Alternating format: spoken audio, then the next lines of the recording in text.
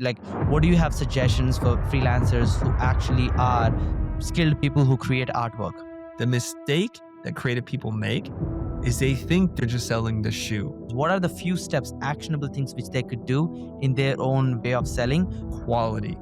Quality is expected. It's not a differentiator. How do you compete with them? Like, what do you think is the strategy? What you're doing is you're competing in the wrong direction. Is there any difference between a $1,000 client versus $1 million client, which you are actually looking for? You're here trying to find a problem to solve. Can you tell us what was the specific reason and what was your thought process behind the move?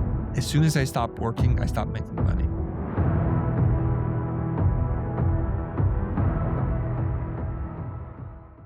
What's going on? What's going on, everybody who's actually listening to this podcast right now? First of all, guys, welcome to the Nikhil Sai Show, which is hosted by me, the Nikhil Sai. And guess what's going on today? We are back with another guest, an amazing guest who is actually a creative brilliant. He has been an Emmy Award-winning designer, and he's actually the CEO and chief strategist of Blind. It's a creative agency, and they also have an education company, The Future, which actually has a mission to impact over 1 billion people and help them to make money while they're doing what they actually love. He has over 15 years of experience in working with amazing creative design works. And also he has had enterprise level clients working with him in all over the place. And his videos are top notch. I watch him personally on YouTube and I follow him a lot. I think this podcast is going to be amazing. So let's not waste any time. And actually, let's welcome the CEO of Blind, the man himself, personal branding expert, and Chris. Good to see you. Good to see you, Nick. How are you? I'm doing great. Appreciate you jumping on time, Chris, and thanks for the opportunity. Excited to have you on. Sure thing. Yeah, absolutely. I mean, Chris, we have limited time here, 50 minutes to go, but I would love to get as much context as possible. We would love to get into the how to do freelancing stuff, the gig economy, the creative work,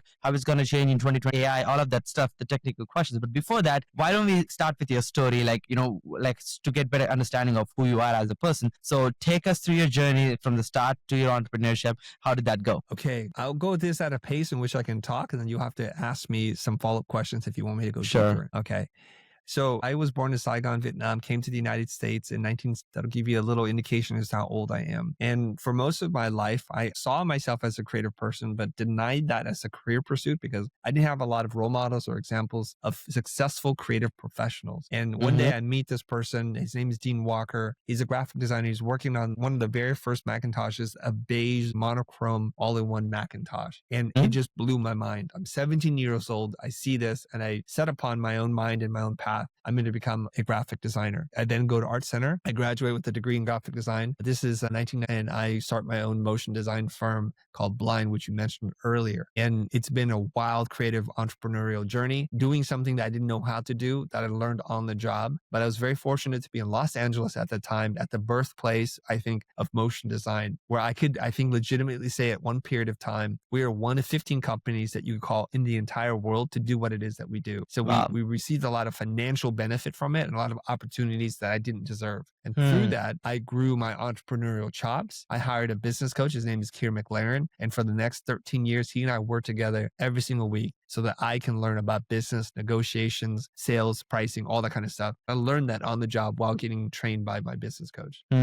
That's quite fascinating to actually know. It's interesting to see how you have had an advantage by knowing the creative work and especially getting into motion and stuff like that. Now, help me understand this. The biggest obvious question right now most creative people have is AI is almost doing anything in creative and it's only getting better. Now, how do creators should respond to it, especially brands who are using creative work? Like, what do you have suggestions for freelancers who actually are skilled people who create artwork? Okay. In order for me to answer this question, I want us to look outside of what it is that we do. Assuming that many of the people that listen to your show are designers or creative people, artists, illustrators, that kind of thing. It's hard for us to see the world through any other lens except for through our own lens. But let's just pause for a minute. Let's talk about this. In the marketplace, there are seemingly an infinite number of brands to buy water from. There also seems to be an infinite number of companies that you can buy shoes from. And so we have to ask ourselves, is what we really buying a covering for our feet, or are we buying something else? Now, some interesting things have happened in the last 100 years, which is we live in a fairly safe and abundant place where our basic primary needs are mostly taken care of, regardless of where you're from. Just 100 years ago, you might only live until 27 years old. You might be worried that that you don't have enough food for the winter. But through mass production, through specialization, industrial farms, and an industry, we have more than what we've ever had. So now, since our base needs are met, we have to start thinking about what does our life mean? What is it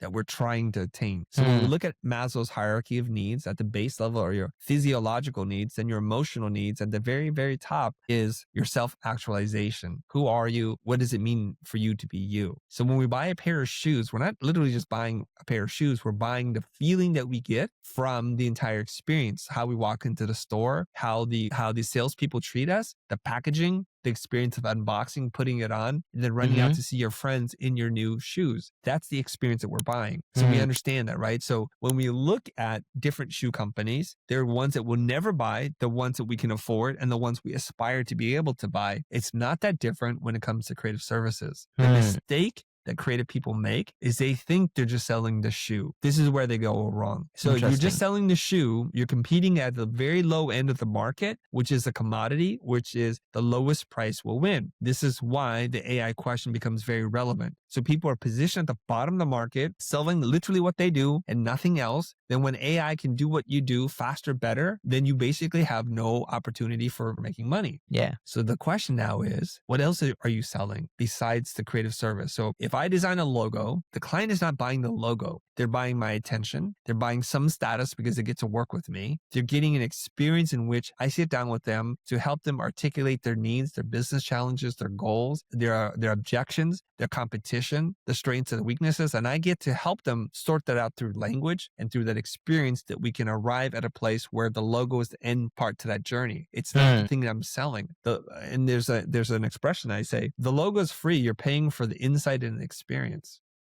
Interesting. I gave you the logo for free. Wow. So, I mean, that comes back to the question. It's really obvious. Everybody, even including me, correct me if I'm wrong, including yourself, when we are starting, we are really focusing on selling the shoe. So how do you, as a business owner or a freelancer or a creative person, go from having this, like, okay, I do this shoe work, to actually being like, okay, I'm selling this experience. What are the few steps, actionable things which they could do in their own way of selling to convert the perception of the client himself when he's actually buying? Because in the end, he's the one who's paying for it. Yeah, you realize really quickly, if you're paying careful attention, that when even on your very first gig, like I was a freelancer for a period of time, and they brought me in to the studio, they paid me an hourly rate or a day rate in which they're happy to pay me, and they get a product at the end of the day. But they're also buying different things, like how easy are you to work with? Do you bring new ideas and concepts? Do you take direction well? Are you a team player? So even in your very first freelance gig, you're selling way more than the product. Because what we realize is there are lots of people who can do what you do, but they prefer to work with someone more than others. You'll notice if you're a freelancer, in the very pure sense of definition, a temporary employee, some freelancers are booked all the time that are on the top of the list. Some are in the middle of the list and some never get on the list. And why is that? If we can look at it objectively and say the work is all pretty good, and to survive in Los Angeles, your work has to be pretty good to begin with. Otherwise, you don't get considered. Yeah. So the other mistake that people make, they think they're selling quality. Quality is expected. It's not a differentiator.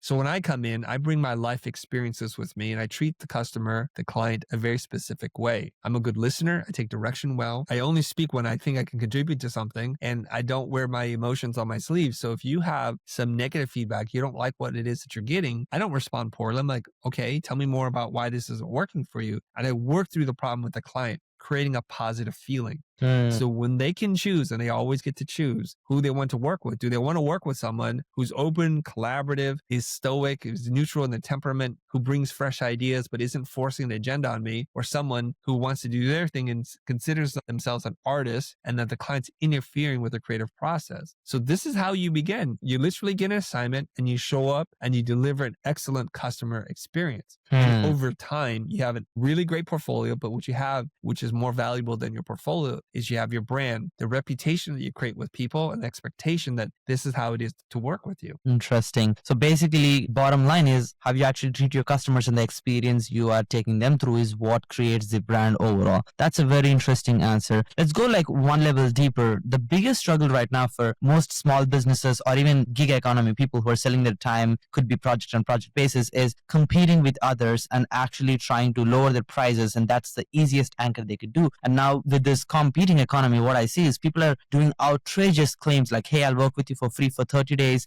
If you don't like it, I'll pay you $1,000 in reverse. Like all these crazy claims. How do you compete with them? Like, what do you think is a strategy for a small business to be able to stand out in a market where every brand is trying to be the loudest? What you're doing is you're competing in the wrong direction. If we look at where you are, no matter what experience level you have, there are people who are doing it longer and better than you, and the people who have done it shorter and worse than you. Why is it we're always facing to the left and not to the right? So when people are starting out, they offer a no-brainer offer. I'll do it for free. And if you don't like it, I'll pay you. It's hard to say no to that. So your mindset is, how do I compete against that? Why don't you look to the right where there's a wait list for us. It's going to cost you $100,000 and I get to choose who I want to work with. Why don't we try to look that direction versus the other direction? This is the mindset that people get trapped in. They live in a scarcity mindset versus an abundant mindset. So what I would do is this. Number one, I said this, minimum cost of entry is to do good work. If you don't do good work, upskill, learn things so that you can do better work. You might have to take a moment and take a step back, mentor under somebody, take some courses, just put in your 10 hours of practice so you can get good at something.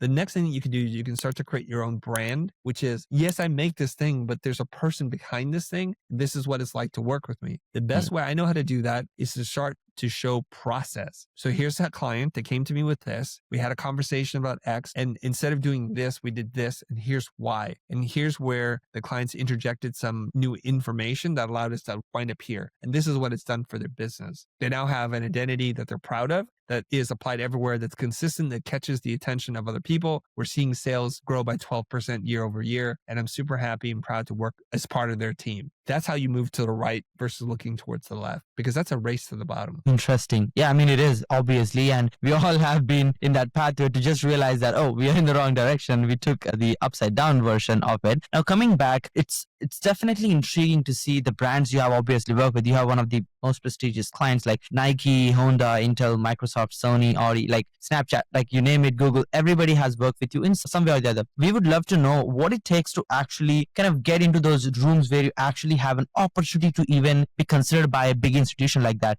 Is there any difference between a $1,000 client versus a $1 million client, which you are actually looking for? And how does the sales process differentiate, if you may go into details? Yeah.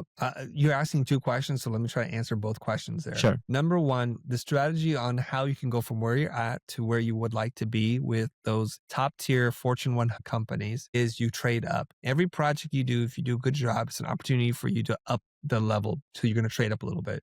So I didn't start out by working with Audi. I started by doing nothing. And eventually I get the opportunity to create some titles for a Buick car campaign. So we're doing Buick. So now at least we've worked with a car company. And it's usually something where it's not an ideal circumstance. You're not doing the kind of work you want. You're probably not making the kind of money you want to make, but that's okay because I'm going to use that. I'm going to leverage that and I'm going to trade up. Interesting. So the next thing we get to work on is for a Mitsubishi car campaign. And this is not the national stuff, the cool, sexy stuff. These are regional dealer spots. You know, how much the car is, the price, the APR interest rate, the terms, 36 months, $200 down, that kind of thing. Not super sexy either. But you can see we went from Buick to Mitsubishi, and eventually that agency wins the national account. They're not just doing the regional dealer spots. So now we're doing the national work, which is the sexy, fun stuff. So now we're no longer working on down through APR for 36 months. We're getting to do some of the anthemic things, the things that set the tone for the brand, the look, the feel, the lifestyle stuff. Once we do that, that opens the door for other car companies. So later on, we start doing Toyota, Honda, Land Rover, and you just keep going up. So you keep trading up in life. And so you kind of look at that. The hardest part is to get that first opportunity. So for which you might have to compromise or do things under less than ideal circumstances. But if you do a great job, you're going to leverage that thing and you're going to trade up. There's a TED talk on this, by the way, how a person traded a red paperclip for a house. Each time they would trade up to something a little bit bigger, a little bit better, and eventually they traded it for a house. Interesting. So that's the first part. Okay. There's a second part to your question I already forgot, but do you remember what it was? Yeah, it was, how do you actually attract these biggest clients possible? No, I remember what it was. The question you asked was, is there a difference between working with the lower clients and Google yeah, or a small client? Okay. The truth is not a lot of difference, to be honest. Interesting. You're here trying to find a problem to solve. It's not like you're a whole different person because you work with Nike or Google. You're the same person, same set of skills, same life experiences, same cognitive biases. And it is like an imagined thing to say, like, I'm now getting paid 300 instead of 30. I'm doing something totally different. I'm not. The reason why they're hiring me is because I've done something right, and I'm not going to change that process just because they're paying me more. Interesting. I put more at risk if I change my entire process. What I can do though, when I'm getting paid 10x of what I used to get paid, is I can deliver a higher level of focus and customer service, and that's important. I can show them more options if necessary. I can afford to hire another team to help me ideate on different ideas. I can do that now. Interesting. And that's a pretty cool thing. Yeah. Any difference between the sales process, which you have particularly observed, like, oh, when you're dealing with an enterprise level client, these are few things you really want to be conscious about to make sure you don't lose that deal. How does that look like? Yeah, the sales process, and it's mostly driven by the budget, not the prestige of the client usually. The bigger the budget, the longer the sales process takes. If we take it back to our daily lives, if you go to the store to buy some candy or gum, those are impulse buys. They're usually really close to the register. You weren't even intending to buy it. Yeah. You'll say, okay, it's 50 cents, no problem. I want to buy something. But when you go buy a car or a house, the process by nature is much longer. Lots of paperwork, contracts, a review process, a test drive. And so you need to understand that when somebody's spending that much money with you, they need to make sure they're not just throwing the money out the window, that you're a credible person. Now, here's the biggest lesson that you'll need to learn for your audience. Companies like to work with companies that are like them. Interesting. So if you're working with a multi-billion-dollar company and you're a person working out of your mom's garage, they're not likely going to feel super confident with working with you. They want someone who has got a office space on the 5th floor on Madison Avenue or something like that. So they're like, okay, we're speaking the same language. We're going to the same golf clubs. We're going to the same places, because for whatever reason, that creates a sense of familiarity and trust. So it's very difficult for you if you're in a developing country to work with a first world country and trying to like do business with each other, because we feel like there's cultural, there's language and customs differences, and even the way that you get paid and currencies are so different that you present a risk to them. Now, you need to understand something. When clients choose somebody, they're likely to choose the least risky option, not the best option, so that your work could be superior. And we've seen this before. You and 2 of your friends are running a design company and you were up for a gig and they hire someone else. You're like, dang it. And then you see what was produced and it's much worse than what you can do. And you think, this is so wrong. This is unjust. And you're fighting the wrong fight. You think it's a battle of aesthetics and skill, and it's not. It's a battle of trust, believability, and track record, and how you make the clients feel. This goes back to the beginning of our conversation. It's not what you do that you're selling. It's the experience and the level of confidence that you inspire in other people. They're going to put you in a position to score those bigger opportunities. Yeah, interesting, Chris. I mean, yeah, it's intriguing to know the fact that big decisions, including higher level companies, and to the fact, the smallest decisions we make are completely based on the risk. So as let's say an agency or a freelancer or a gig worker, how do you decrease the risk for your client in a way it doesn't hurt your income and the brand you're trying to build as well? What are the few strategies or tips you would recommend somebody who is actually listening to this podcast? Where are you based out of? I'm in India. Okay.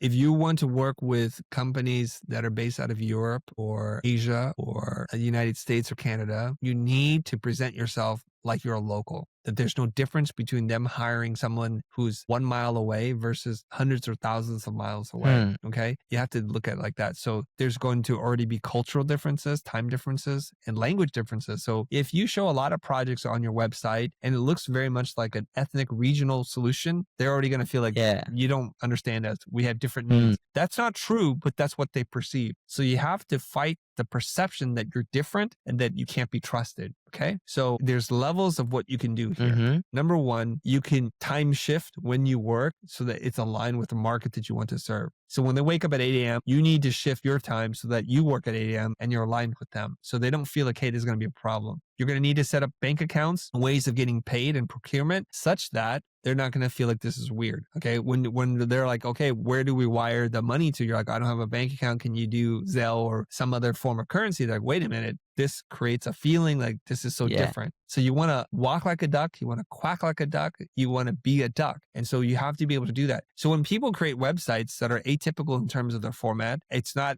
written in proper English, like there's some grammar problems, some spelling mistakes, it starts to signal to the client like, wait a minute, can we trust these people? Maybe they're a lot smaller and riskier for us to give them a lot of money. And so sometimes it helps for you to, this is the next level now, to partner with a US based agency where you can say, I need a US address and a gateway for payment and a way to be a digital front for what we do. We will give you a percentage of the job for your cooperation here.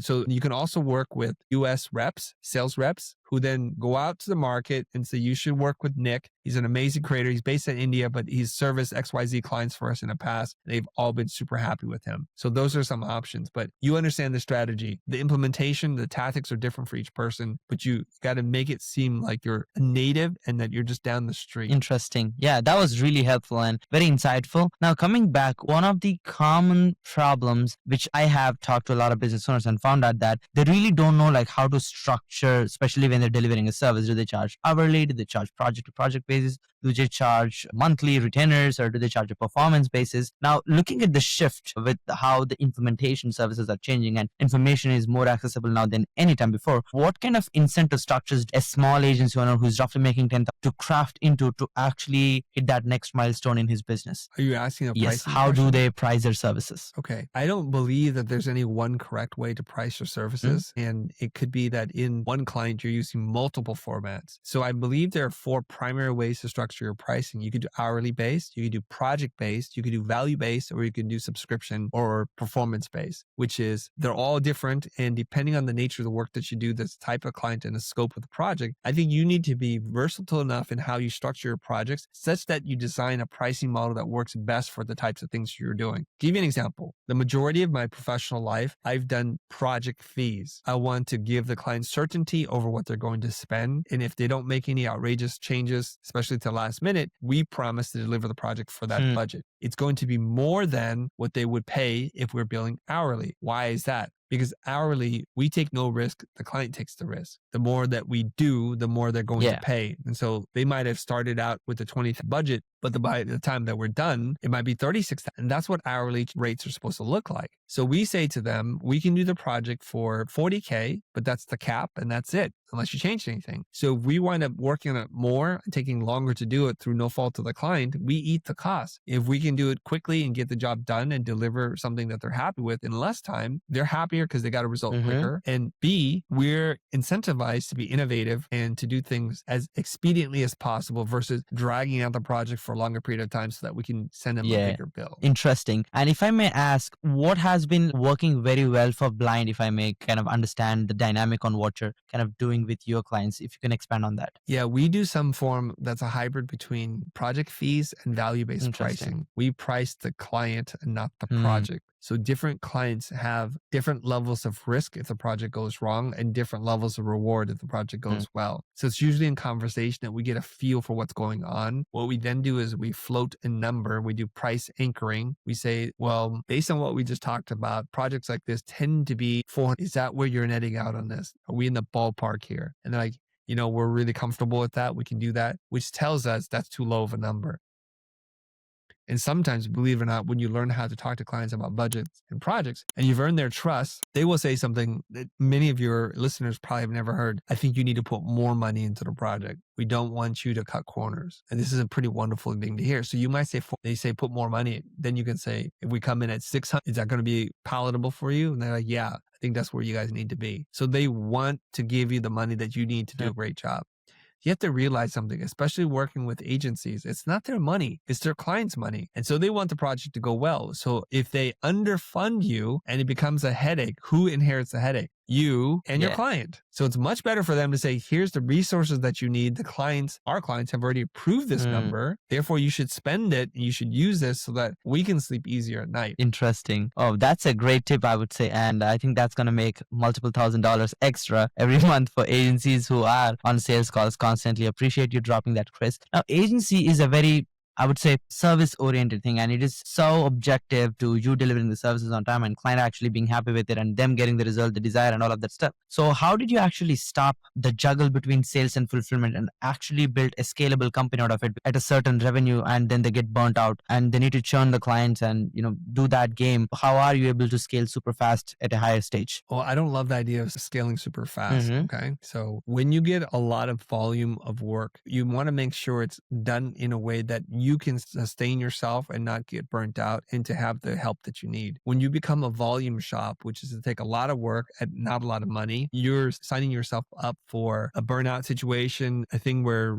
things are going to fall through the cracks and you're not going to deliver your best work and give the best service. The way you can control that is you can charge the appropriate amount of money such that it gives you joy to work on and also allows you to hire the kinds of people that you know are going to do a great job. This goes back to the whole risk factor. The reason why a client would give you more of the budget is because they want to make their lives easier. And so when you receive more of that budget, you're supposed to hire someone that makes your life easier too. See how it works? So if you don't get the right amount of money, you're going to hire someone who's subpar, so it requires you to work harder to manage them versus someone who's excellent, who contributes better ideas, who does work in a timely manner so that you can sleep better at night. So if you work backwards from that point of view, what do I need to charge so I can hire Mary or Bob so that they can knock this out of the ballpark for me? Then if I charge an amount, it'll make it a very easy thing. I'll just hire them. And that's how you want to scale. Makes sense. Volume. Interesting. I mean, service is basically a people business. You want to build the best team. So that brings back to the question of how did you actually build your CSU team, or what was your process in terms of finding the best talent and retaining them and actually building operation excellency where you could keep your clients happy even on a larger enterprise level scale? It's very hard to build up your team without financing, right? It's a chicken and egg thing. So you make some money and then you invest in hiring better people. So you don't start out that way because first of all, it's just you. And so I'll tell you how we were able to scale from a one-person operation, me, to a company that had 2 offices, one in New York, one in LA, with a team of over 20-ish people. Okay. The way you do this is first, when you're doing the work and you're getting more work than you can do, what you want to do is hire somebody that's highly trainable. They're probably going to be a junior. It could be an intern. It could be somebody straight out of school. And you're looking for somebody who has tremendous growth potential so that you can give them the work and they will do it and they'll get you 85% of the way there. And then what you do through art direction, through coaching and mentoring is you get them to close that gap between the 85% they're able to do and the that you promised the client. And it's a combination of the two of you working together. As you start to continue to grow your business, this person now can do work that you can do and you have them train the next person. Let's bring in another person that I went through this process with you and now you train the next 3 people in the creative department. Now what you need is you need operational help. You need people to be a client liaison, to do the bidding for you, to manage the projects for you. So you bring those people in. Again, at the beginning, they're not going to be perfect because the ones who are really, really good and really experienced, you just cannot afford, they don't want to work with you anyway, so you don't have to worry about that. So you bring in someone that's got the business skill, the temperament, the communication skills that you're looking for, and then you teach them about your business, about how to bid, and they should be able to take over that part for you. So what you're doing is with every amount of money that you're making, you're going to buy back your time by hiring people to do the things that you normally would do. Your main responsibility is to be the client facing, to do networking and to do sales and to do vision planning for your company, not to be in the business itself, but you want to work. Interesting. So you want to be making enough bread so that you could actually distribute it and get people to serve your clients well so that you could actually be in the sales mode overall. That's a very, very important tip. Now coming back, it's really obvious in 2020 if you should build a brand or not, especially if you're a freelancer. For a small agency, we typically tend to do more client work and be in the sales and fulfillment juggle. Then we almost forget to build our own brands. I've done this mistake myself. So what are a few tips or strategies do you actually recommend for somebody who's actually is an agency owner who is trying to build a personal brand on a larger scale? This is a very complicated question that you're asking me here. In order to build your personal brand, you have to start writing and creating pieces of thought leadership. We're not talking about showing off your lifestyle because at this point, no one cares about that. So if you're in the design space, you want to write articles, you want to do keynote speaking, you have to publish things that people can see this person, here's who they are, here's how they think, here are their tips, here's how they are able to transform from A to B, from a current state to a desired future state. And that's what you're trying to communicate to the world. And this requires some level of experience and a certain amount of focus and energy to be able to do this on a semi-consistent basis. If you look at my own personal journey here, I taught 2 different things. I taught creative skills and I teach business skills. And by teaching people creativity and business skills, in the mind of the audience, they build a connection with me that's asymmetrical asymmetrical because I can publish one to many. And in doing so, you start to build up a reputation and you're referred to as an expert at some point if you can teach enough people and they're like, this is really good, useful, valuable information. Therefore, they anoint you as a person worthy of following a key person of influence. Interesting. That's fascinating to know. And coming back, unit economics in agencies are a little complicated. When you're one person, you just have 100% profit margins. And once you start hiring people, you're like a little bit frugal, but at the same time, you want to get your time back. And then it gets complicated on scale. On, let's say,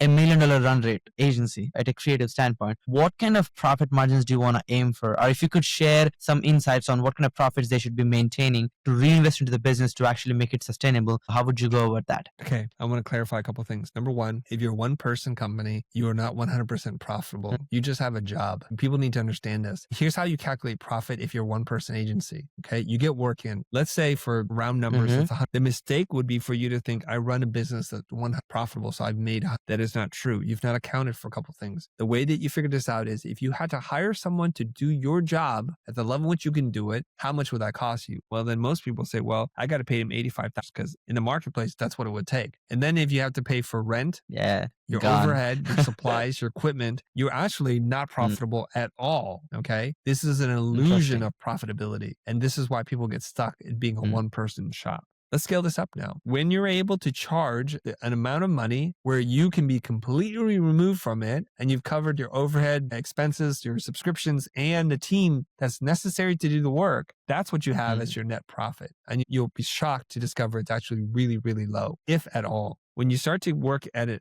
on an agency level, when you have multiple people working for you, there's some general rules of thumb. In the creative space, I would say you should aspire to be 60% gross profit margins, where your net will be somewhere between 20 to 30% net. Meaning after everything is paid, you have 20 to 30% of revenue as pure profit. That's what you're gunning for. So when I first started working, I was charging hourly or day rates. I was charging project rates, but I had not accounted for profit margin. When I met a producer who taught me how to bid, here's what you would see in the bid form. Here are the people working on the project. Here are the materials. Here's the equipment rental. Here's the insurance or whatever. And then that's a total, the subtotal. And then I would add a 30% profit margin on top of that. And the clients would see this. So they would know this is literally what it costs with a profit margin built in. And this was an eye-opening experience for me because I didn't think you're supposed to add in your profit margin and be so transparent. We did this and surprise, surprise, they just kept approving it. No problem whatsoever. That's fascinating. Why do you think so? Why do you think brands are choosing your bidding over others for not sharing that? Maybe they're cheaper. Maybe they have better samples than you. I'm just assuming here, but why are they picking you? What do you think is the core human behavior which is making your clients pick you? Okay. Number one, you've demonstrated something in your portfolio that they like. They would not pick you if there's nothing there. It might not be exactly what they want, but there's enough there that inspires them. This is why I say doing quality work is the cost of entry to be in business. So if you can't do quality work, you have a problem there. So they're seeing something. Now, the rest of it is determined on how you conduct yourself in the sales process. And this is where it pays to be really good at asking questions and to be a great listener. These are my two core strengths. I'm not afraid to ask the question. I'm not afraid to say something when I see something that's not in alignment and I can bring it up. Most of us are so timid, so conflict averse, we will not say anything. So we walk away bearing a concern and then we operate on that and we try to solve for a problem that we knew was not going to work, but we didn't say anything. Give you an example. We wound up doing something for Tom Clancy with Ubisoft. Tom Clancy, respected video game brand publisher, right? Awesome stuff. And when we got on the call with these creatives, they're very young. They were super excitable. They talked about all kinds of things like helicopters and people dropping in and all this kind of stuff. It was like, this is awesome. And I'm thinking in my mind, this is a 300 budget. And then we get down to the budget question. I say, well, what kind of money are we talking about here, gentlemen? And they're like, we have about $35. I'm like, wow, we are really far off. So what was an eye-opening experience for somebody who hasn't seen this before would be like, wow, people's expectations and their budgets are wildly off. The reason is they don't know what they're doing. They have no idea what anything costs. So what they do is they just tell you what they want. And you, as the vendor, needs to speak up. Now, if I didn't have the experience, the courage, or the self-confidence, I'm like, oh, yeah, let me figure out how to do all that stuff and wind up killing myself to do a project that I ultimately pay for. Trust We've all me, been in that boat. remote before, right? So here's where I get in. I'm like, whoa, guys, when you describe this, I was like, okay, I know how to do this. There's a shoot, there's mocap, there's all kinds of things, photoreal CGI mixed with live action, casting, wardrobe. We're talking about at least on the minimum 300 plus. What am I missing here? They're like, oh my God.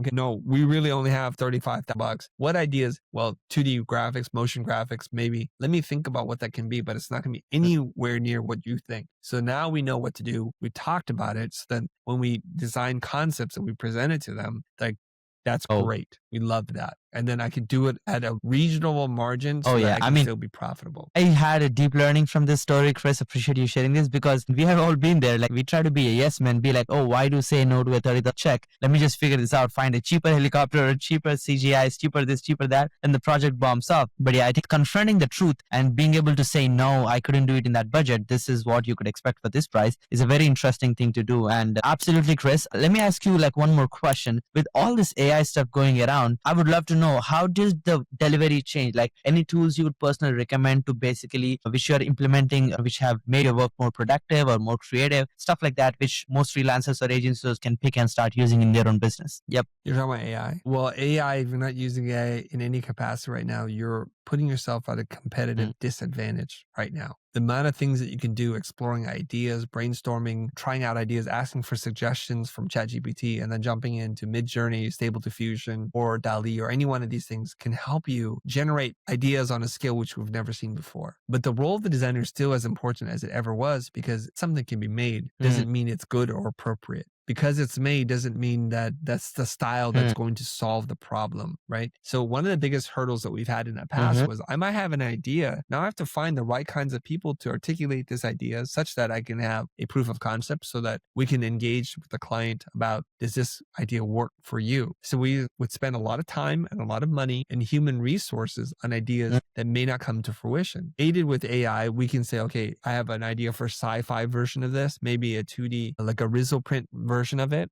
I know how to tell the story around this. I need to make it. So with someone who's really good at prompt engineering, they can generate the kind of ideas that I want. I'm like, great, I need 4 more frames like this. I needed to do this instead of that. So there's a lot of art direction, curation, and knowledge of art history and design history that comes into play. So I think the future is someone who has really great taste, a sense of what's happened before, who can articulate what they want, powered by AI. Those are the people who are going to dominate. I mean, irrespective of the tool, I think the fundamental still will be the same and relevant for the longest time possible. That's really interesting, Chris. One last question before we get into the common questions. Help us understand like your funnel for blind. Like how do you actually attract clients? Like what is the top of the funnel, the middle of the funnel, the end of the funnel? Yeah, for full disclosure and transparency, we don't do client work anymore. We've been free of client work since December of 2008. So Blind exists as a portfolio site for work that we don't do any client work anymore. And I consider December 2008 our free. Why is that? To be free of clients. Yes. Why did you stop Blind? I mean, it's interesting. Everybody gets that peak level where you had enough portfolio built. You don't just feel like you need to create more to prove what you have done. And you made the transition into a different focus. Can you tell us what was the specific reason and what was your thought process behind the move? There's a couple of reasons. I've worked in the industry for almost 25 years, running a service design company. And you sit there and think, well, if I just work with this client, everything will change. Well, after working with the Nikes, the Googles, the Xbox, the Sony PlayStations, nothing has changed. You just get more opportunities, but the game hasn't changed. It's not like you can command 10 times as much money or you never have to compete again. The game just keeps playing. There's a Game of Thrones reference here where the wheel needs to be broken. It's just like one tyrant is replaced by another tyrant and just one client is replaced by another client who's demanding certain things of you. So for me, for most of my life, as soon as I stopped working, I stopped making money. When we get into the educational space, we create products. The products earn money for us while we sleep. And so that's a very different kind of reward and is a very different kind of challenge to do. Instead of serving a few high-end clients that write really big checks to us, we're serving thousands of clients who write really small checks to us. Different mindset, different philosophy. And at a point in my life, I have to make this decision. What do I want the rest of my life to be about? To continue to work with these big corporate clients or to make a difference and impact on the community that I love, to help others where I've been so fortunate to have the benefits of my business. So I decided to choose the second part. So this is a game of focus. We know that if your attention is spread across many things, it dilutes your ability to be potent, to deliver meaningful solutions. So when I started to focus on teaching and delivering content via social platforms, our accounts grew, our subscribers and our followers grew. And consequently, we have to just let our service business die. When we made that decision in December 2008, we were really tested almost immediately because one of our dream clients, Xbox, came to us and said, we have this really big campaign. I don't remember the exact price, a 400 gig. You guys want to do it? And we had to like really test our courage here and say, no, as much as we love you guys, we don't want to do this project. We're not in this business anymore. And here's the shocking thing. When you say no, they come back with an even better proposal. And it gets tougher. No. It gets tougher and tougher, right? Yeah. A little bit. Or it gets easier and easier because the first no is hard. That is so true. Okay, hard. That's awesome, Chris. So I have a bunch of small questions we could finish quickly. So can you actually walk us through the typical tools you use on a day-to-day basis to manage your current situation, your productivity, and your students and your brand? The tool stack you typically use, like Slack, Trello, all the tool stacks you typically use for running your own business. Okay. I have a chief operating officer who runs our business. That's a question better suited for him because I don't run the business at all. I'm doing what it is that I told you to do, which is to have a company that can survive and run without you so that your participation is not mandatory, it's voluntary. And so they probably use things like Notion. They use, is it Asana? Or they use a lot of different things to manage customer service and portals. I don't want to talk about that because I don't know. I'll tell you what my tech stack is. My tech stack is Dropbox, Dropbox Paper, Keynote, the Adobe Creative Suite. That's it. Oh, and that's simple and straight. And Facebook Messenger. Okay, that's cool, Chris. I would love to walk you through learn more about your daily routine. Like when you wake up, when you sleep, what do you do in the meantime? It's interesting to see you have almost delegated most of the tasks to operating and, C-suite level teammates already. So I would love to understand, how does your typical day look like? Okay. I think I have time to answer one more question. Is this the question? A few more. I mean, we can end in 4 more minutes if you're okay. Yeah, 4 more minutes. So is this the question you want to ask? I do have a better one. Oh, you have a better one. Let me ask you that special. Okay. So Go Chris, ahead. Hit me with a better one. What would be a biggest mistakes which you look at, which you can share with other people where they could learn from and actually avoid that? Yep. Learn from which you want to share with other people. Okay. All right. One of my biggest failures is believing my sales reps. And they told me I needed to have a New York office, to have a New York presence, to be able to get some of the client work on the East Coast. And I believed them. So for years, we invested in this thing and we just poured money after money into it and trying to build it. And so eventually we did establish a foothold in New York. We had a separate creative team, executive producer and coordinator, and we ran that office. But there was a real problem. That office did not have any of the DNA of the West Coast office. No one from the company wanted to move to the East Coast. And so we basically brought in new people. So I learned something really important. You cannot offshore or export your culture if you're not willing to make the investment in your own time by at least living in New York and training the team the way that you like to work, then it's really not even your office. It's just by your office by a different name. So after years of doing this and just dumping a ton of money, regretfully, we had to close the office, and it was a very big, painful, wow, that's a lesson to learn. Really good lesson. And I've gone through the same experience, so I could relate. That's interesting. Now, that was wonderful podcast session for today, Chris. Appreciate you jumping on. If somebody wants to learn more about connecting with you or where they could learn from to hopefully join your education institution, where they can find you, what is the best place for them to learn more about you? Okay. The first place that you want to go to is go to the Futur. Futur is spelled without an E. So it's Futur. No E. If you want to find out more about what I write about and what I think about, you can find me on almost all social channels. I'm most often at the Chris Doe. Okay, and Doe that's really D-O. awesome, Chris. Appreciate you jumping on. So guys, hopefully you enjoyed the podcast session. Chris really did drop a lot of value bombs, especially if you're an agency owner, a service-based business, and somebody who's doing creative work. This podcast is hopefully a game changer for you. And learn from this and do something implementable, actionable. So dump your ideas into a to-do list and start working on it. Hopefully I'll be coming back with another amazing guest, just like Chris. Appreciate you, Chris, jumping on once again. Thank you so much, guys. I'll be back with another amazing guest. Bye for today. Bye-bye. Yeah. Chris, please stay on for a few seconds.